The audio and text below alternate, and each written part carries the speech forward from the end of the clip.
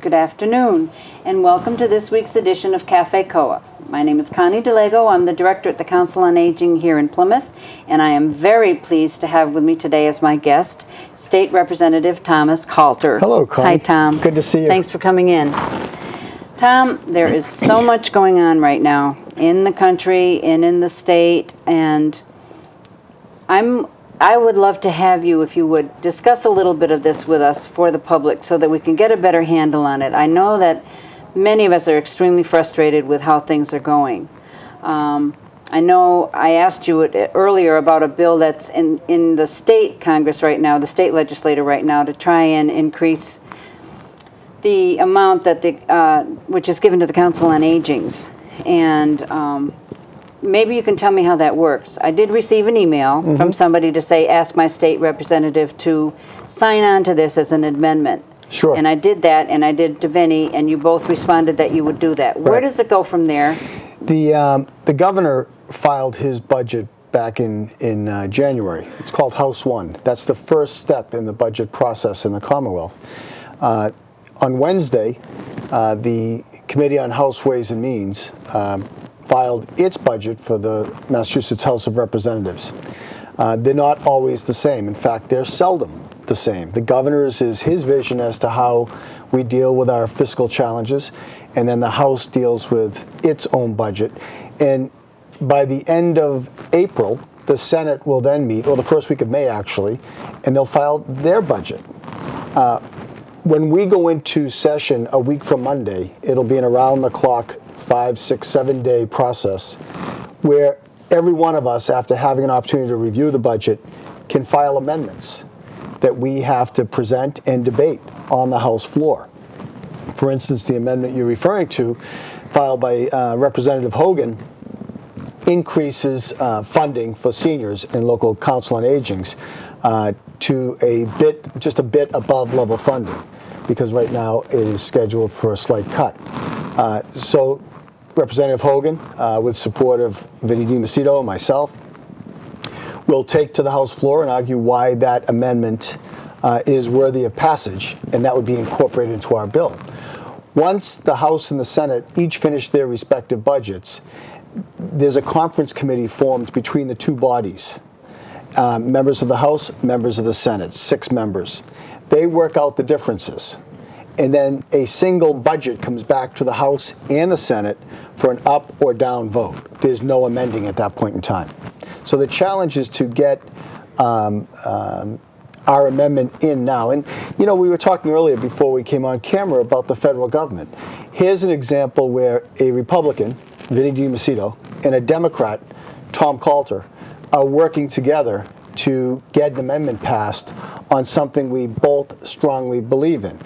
That happens in Massachusetts more often than people realize. Vinny and I work together on any number of bills. Of course, if it's a Plymouth issue, we're always on the same page, and we're joined by one of the most powerful people in the legislature, the Honorable Senate President Murray, and we make up a great delegation that can really get things done. But even on issues where we differ, Vinny and I will talk, and we'll talk some more. We'll find common ground. And if there's areas that we agree to disagree, we take the House floor.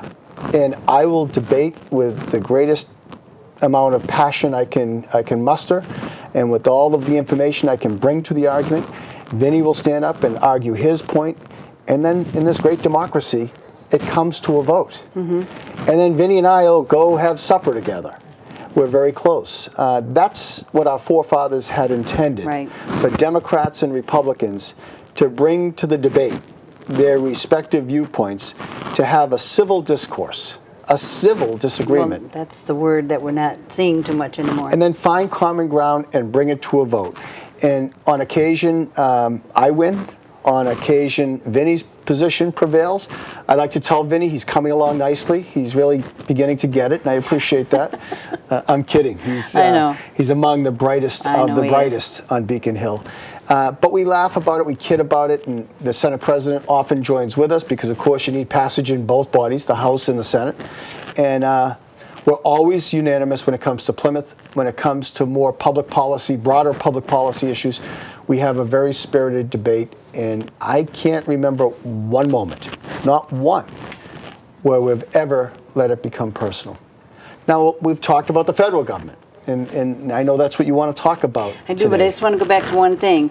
When you're having this debate, Civil discourse. Civil discourse, and on an instance like this, this bill that we're talking, or the amendment we're talking about right now, are there more than the two of you that would get up and talk? Oh, of course. To present a side? Of course. And would it then be more favorable to have as many people as you can on board speaking for it? Is that how it leans towards being Well, passed? it passes or fails based upon a simple majority. So out of 160 members, we need 81 yays in order for the amendment to pass. So Vinny will work with the Republicans and his delegation. I'll work with the more fiscally conservative Democrats, because the progressives will already be on board. And we know who they are, and we'll work with them and help them understand that this type of investment is critical to who we are in this Commonwealth. You know, we've discussed this before. We're not just a state like the state of Mississippi or South Dakota or West Virginia. We're a Commonwealth. We're one of only 4. We say that we care about those that need our help, like seniors, like developmentally disabled citizens, like returning veterans. Well, this is where the rubber meets the road. When we negotiate the budget, we know we have a $1.8 billion deficit that we have to close with real cuts because there'll be no new taxes. Right. And so now it gets down, the debate is about what are our values. And the debate is about where we're going to make those cuts, not if we're going to make them. They have to be made. And they're going to affect real people. So the debate a week from Monday that starts early in the morning and will end late Friday night will be about each of us standing up and defending our core values. And I can tell you for the Plymouth delegation, seniors and the protection of seniors' rights and well-being is among one of our top values between Terry, myself, and Vinny. So this is reflective in the federal government where we have 6 people now. Is that not? Am I correct? No, unfortunately, that approach to making public policy is not reflected in the federal government. Vinny and I talked about this at great length this morning. What's going on in Congress, and has been going on for a long time, and which is resulting in the demise of our great nation and needs to be curbed quickly. It's not about hierarchy of values. It's not about even one's philosophy or ideology. It's about one party saying, I can't let you win because that would mean I lose. And so you could have a one party, and I'm talking about Democrats and Republicans. Oh, yes. I'm not differentiating here. You can have one party in April promote a change to public policy and it gets voted down on party lines, and then the following month have the roles reverse. On the same public policy, the losing party promotes it, and the party that promoted it will vote against it. And it's become totally dysfunctional. It's become totally political. The federal government has forgotten what its role is. You know, if you read our Constitution, and I'm not just talking about a strict interpretation of our Constitution, just a general reading of our Constitution, the federal government's responsibility is national defense, the promotion of interstate commerce and interstate roads, and the common good.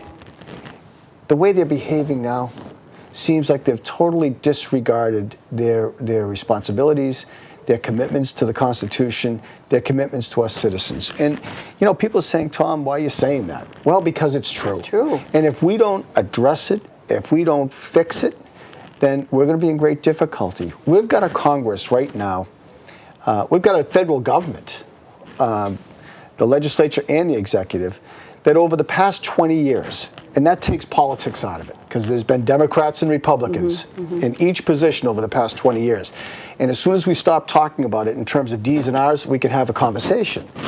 Over the past 20 years, this country has accumulated a national debt of $14 trillion.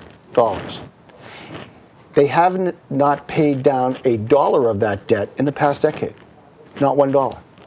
they continue to print money or borrow from other countries or from the Social Security Trust Fund at an alarming rate, to fund their priorities. It's not the priorities enumerated by our forefathers in our Constitution. It's their priorities. And in many cases, it's the priorities that allow them to get reelected. Right. And maybe that's blasphemy in the political world, but it's the reality, and our people need to know that. And as we need desperately for people who will go to Congress, who will not be swallowed up by the pain and the power and the privilege, but will try to change the system as opposed to becoming integrated with that system. And that's coming from a guy who has no interest in running for Congress. That's just what we need to do. Maybe you should. No. How do you change that, Tom? I mean, how do you... I think that... I really think that there are some very good, decent people that run, to get into Congress as a rep or as a congressperson with a good heart. But somehow that seems to get lost when they get in there. Is it we saw they owe so much to their constituents? Special interests, perhaps. It's not their constituents. It's their special interests. You look at a guy like Scott Brown, who has raised $8 million. It didn't come from his constituents. The $8 million has come from special interests from California to Maine. Oh, okay. But what I mean is, when I say they owe so much to their constituents, the area that they live in. Okay, I live in West Virginia, and I want an air base there. I want a new bridge. When I don't have any, we're not near water, I want a naval base. The health care bill is an example of that, and capping of the federal debt ceiling is an example of that. Let me take them separately. If you look at the health care bill, whether you're for it or against it, there are over 700 amendments to that health care bill that have absolutely nothing to do with health care. That's what's maddening. And so it was an example of a process where people had to buy or bargain for a congressman's vote. And so it may have been a base in Wisconsin. That's not a deliberative process. That's a backroom yard sale. And it's wrong, and it's destroying our fiscal stature in this world. It's destroying the integrity of the public process. Now you look at the national debt, $14 trillion. If there is anyone who wants to argue that the federal government doesn't need to curb spending, I'd love to have that conversation with them, because they do need to curb spending. It's a matter of where we need to reduce spending. I'm going to put a hold right there, because we need to wrap it up. We'll be right back to Cafe COA with Representative Tom Coulter, and you're going to want to hear what he has to say. Thank you.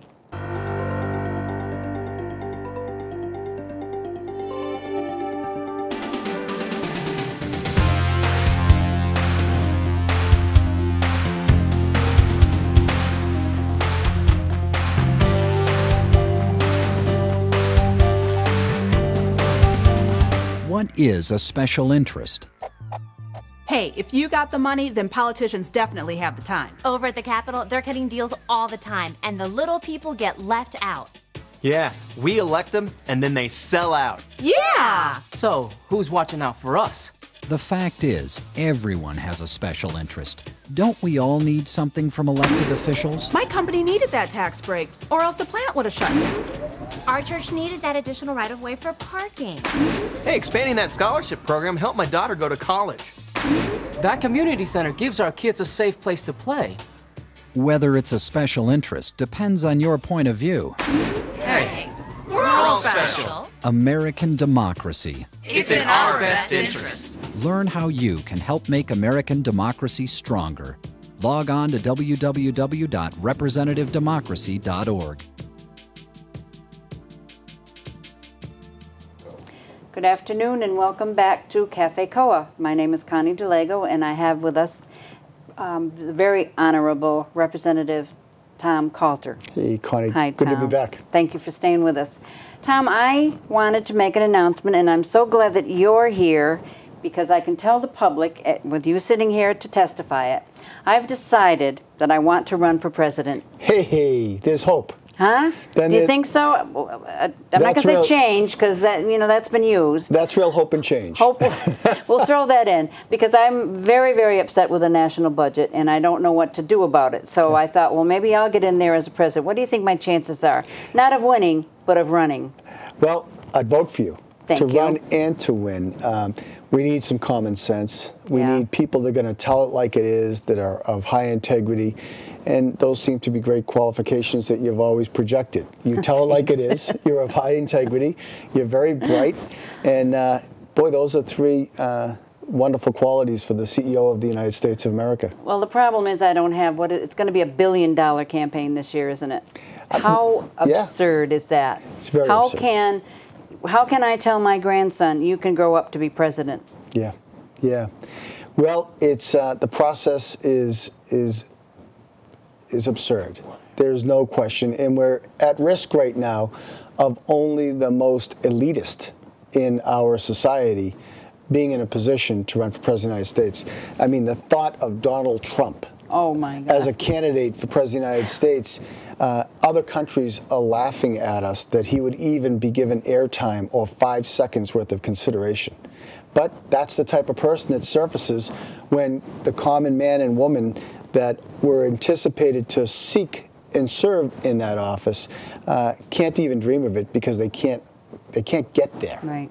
We can't get there.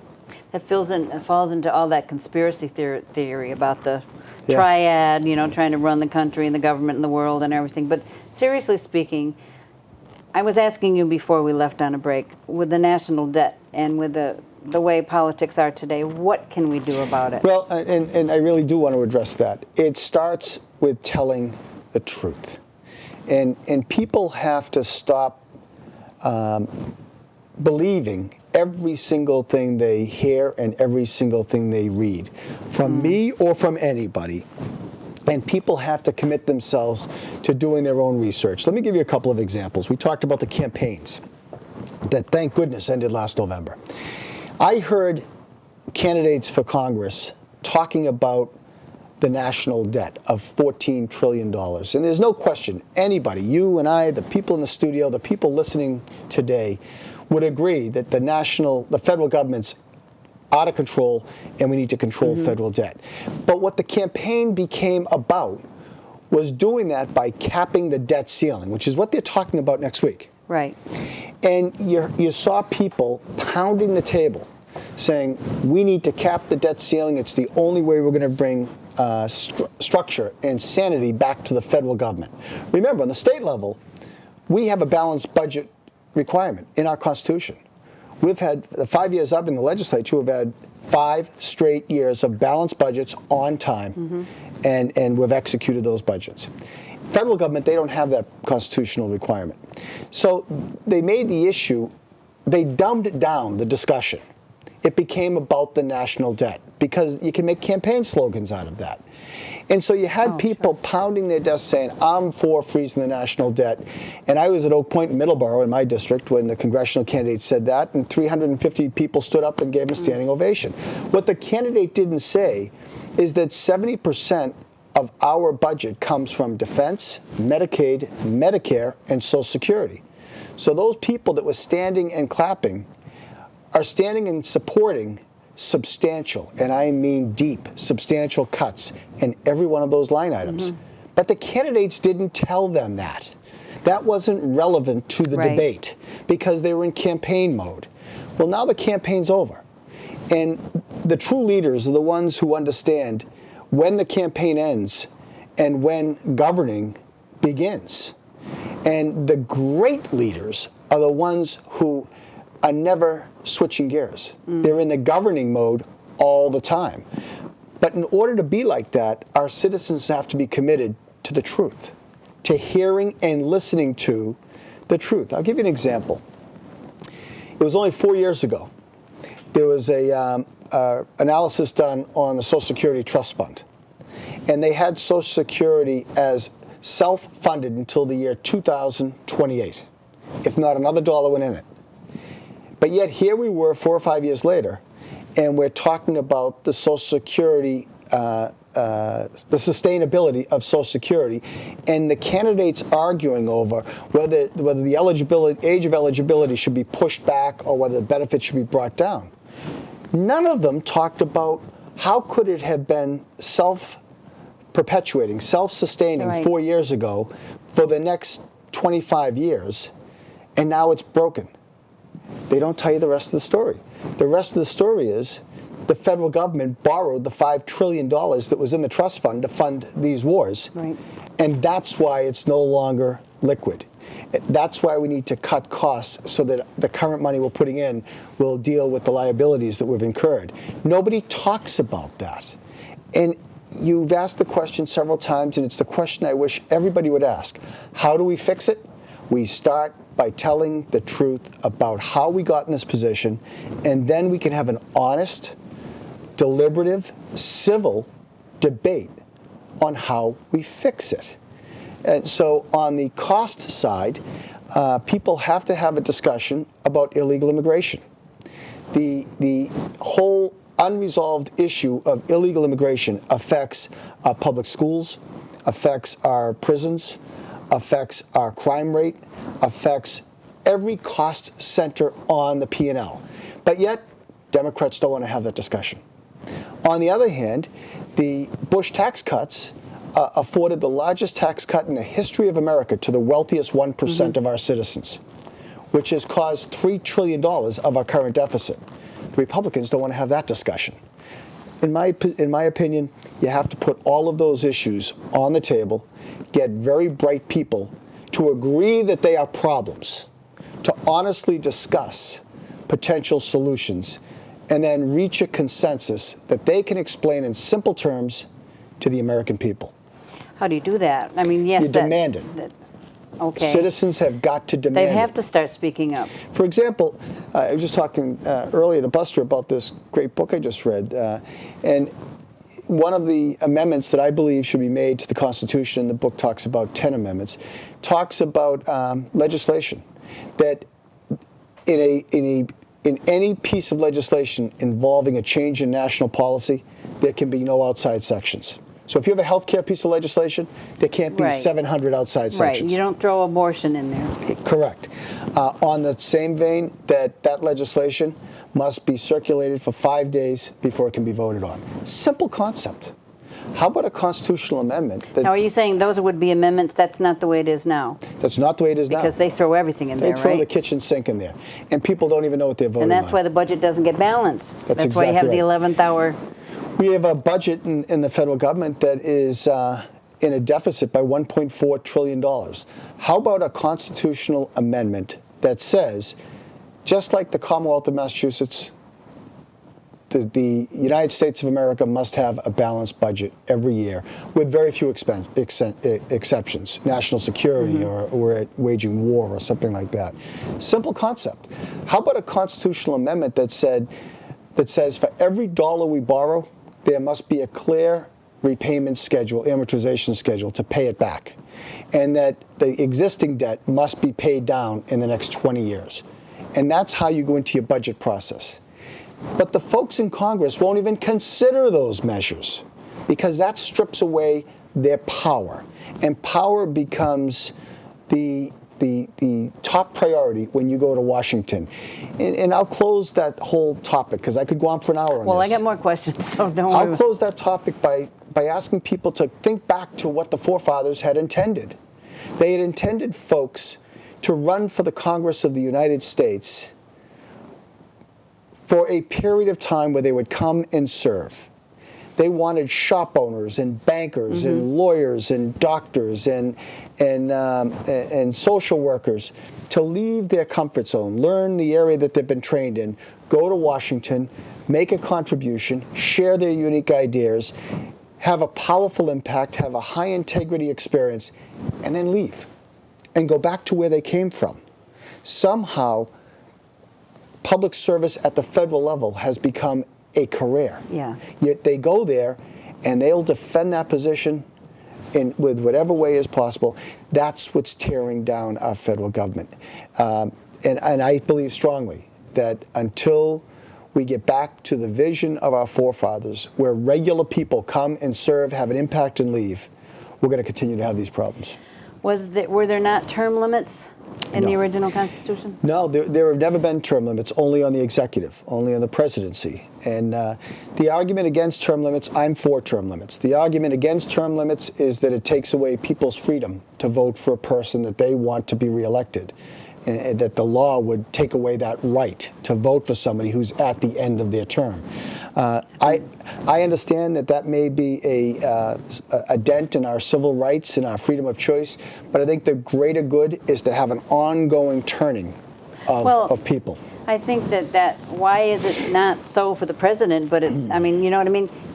Maybe there was a president I wanted to vote for again for another term. Roosevelt. You know, right. Franklin Delano Roosevelt. So if the term limits are for presidency, I don't see why they shouldn't be for, why that's any less of a civil taking away from my freedom by voting that.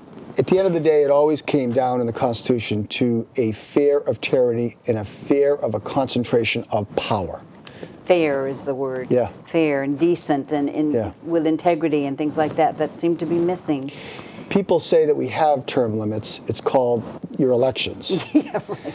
But our citizens, and I'm not being critical of our citizens. I wouldn't be doing this job if I didn't love the people I serve. But folks have to do their homework, not only on what people are saying, but what they mean and what they're not saying. And we need a very informed electorate in order to hold the folks who are in office accountable. Okay, we're running out of time, but I just want to ask you this. I want to see if I can phrase it correctly in terms of the change and the people that we have elected and put in. When a person comes in front of us, the electorate, and talks about what he or she is going to do with Congress, and that's what we need to have done. We need to have that change made, and so we believe them, and we put our faith in them, and we vote for them, and perhaps they get in.